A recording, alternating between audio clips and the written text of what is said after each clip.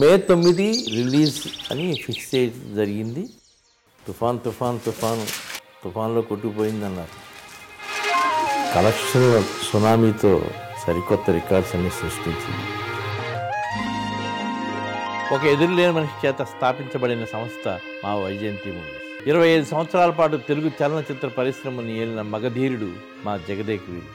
అప్పటికీ ఇప్పటికీ ఇండియన్ సినిమాని అలరిస్తున్న మా అతిలోకి సుందరి శ్రీదేవి, సంగీత సామ్రాజ్యానికి మగుటం లేని మహారాజు మా ఇళయరాజు, రక్తైనా భక్తైనా తన యుక్తితో అందరినీ మెప్పించగలిగిన దర్శకేంద్రుడు మా రాఘవేంద్రుడు. సరిగ్గా 25 సంవత్సరాల తర్వాత అదే మే 9న ఎన్నో విషయాలతో మీ ముందుకు వస్తున్న మా జగదేక వీరుడు అతిలోకి సుందరితో.